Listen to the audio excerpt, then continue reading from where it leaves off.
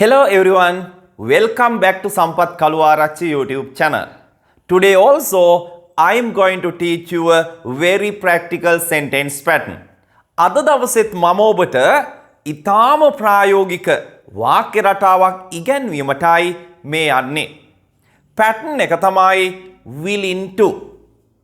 willing to අපි භාවිත කරන්නේ යම් කිසි දෙයක් කිරීමට කැමැත්තෙන් සිටිනවා.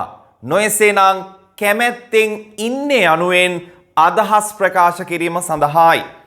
This is one of very useful sentence patterns that can be used in your day-to-day life. මේ ඔබේ එදිනෙදා ජීවිතයේදී භාවිත කරන්න පුළුවන් ඊටාම ප්‍රායෝගික ඊටාම ප්‍රයෝජනවත් වාක්‍ය රටාවක්. So try to watch this video until the end. එනිසා මේ වාක්‍ය රටාව අවසන් වන තුරුම නරඹන්න උත්සාහ කරන්න. හොඳයි. සිංහලෙන් අපි කතා කරන විට මෙන්න මෙහෙම අදහස් ප්‍රකාශ කරනවානේ. මම ඔයාට උදව් කරන්න කැමැත්තෙන් ඉන්නේ. මම කැනඩාවට යන්න කැමැත්තෙන් ඉන්නේ. මිනිස්සු මේ රජය පෙරලන්න කැමැත්තෙන් ඉන්නේ. කමල් අලුත් කාර් එකක් මිලදී ගන්න කැමැත්තෙන් ඉන්නේ. යම් කිසි දෙයක් කිරීමට කැමැත්තෙන් ඉන්නේ. නොයසේනම් කැමැත්තෙන් සිටිනවා යනුවෙන් අදහස් ප්‍රකාශ කිරීමට භාවිත කරන pattern එක තමයි willing to.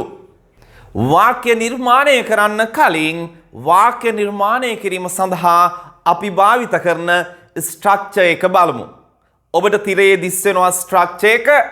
මෙන්න මේ structure එක භාවිත කරමින් තමයි අපි willing to යොදා ගනිමින් වාක්‍ය නිර්මාණය කරන්නේ. හොඳයි. මේ ස්ට්‍රක්චර් එක භාවිත කරමින් අපි වාක්‍ය කිහිපයක් නිර්මාණය කරමු. පළවෙනි වාක්‍යය. මම ඔයාට උදව් කරන්න කැමැත්තෙන් ඉන්නේ. උදව් කරනවා help. I am willing to help you.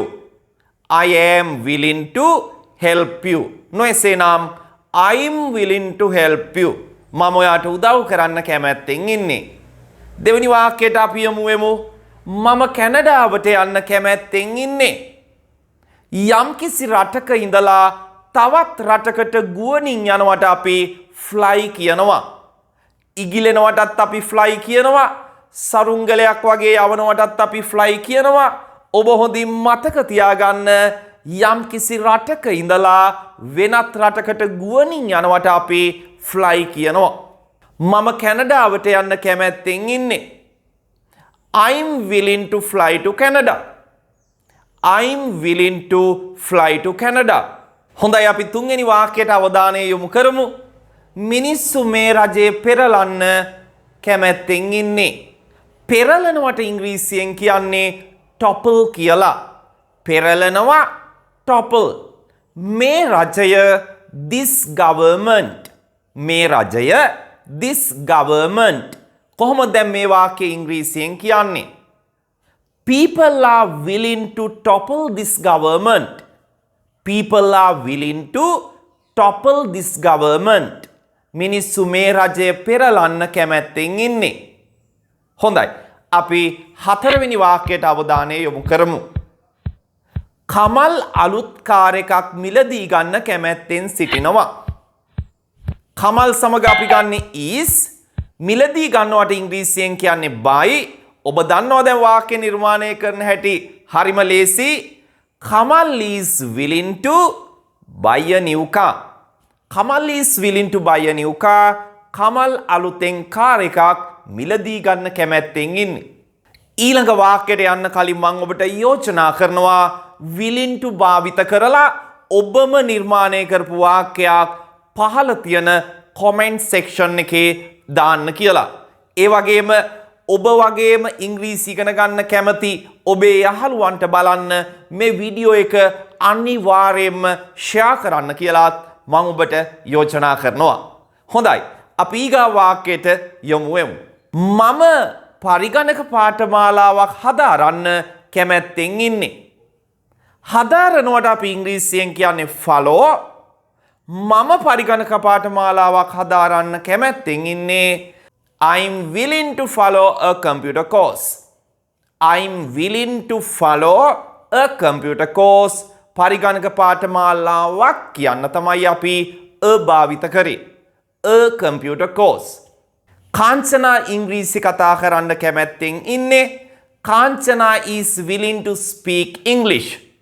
Kanchana is willing to speak English. Kanchana ඉංග්‍රීසි කතා කරන්න කැමැත්තෙන් ඉන්නේ. අපි ඊළඟ වාක්‍යයට අවධානය යොමු කරමු. අපි නුවර එළිය බලන්න යන්න කැමැත්තෙන් ඉන්නේ.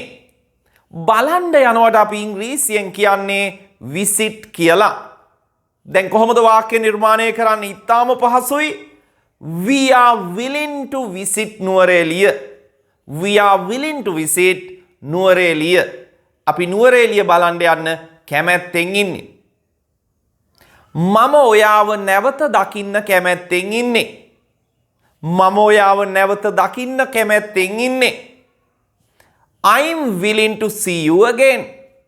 I'm willing to see you again. මම ඔයාව නැවත දකින්න කැමැත්තෙන් ඉන්නේ. හොඳයි.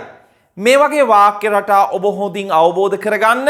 ඒ වගේම මම ඔබට යෝජනා කරනවා මේ වීඩියෝ එකට ලයික් එකක්, කමෙන්ට් එකක් දානවා වගේම වීඩියෝ එක ෂෙයා කරන්න ඔබේ තවත් හිතවතුන්ට මේ නැරඹීම සඳහා. හොඳයි.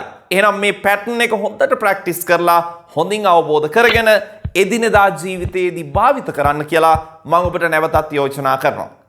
හොඳයි. එහෙනම් අපි මෙවැනිම practical sentence pattern එකකදී හමු වෙමු. ගිහින් එන්නම්. See you again. Bye.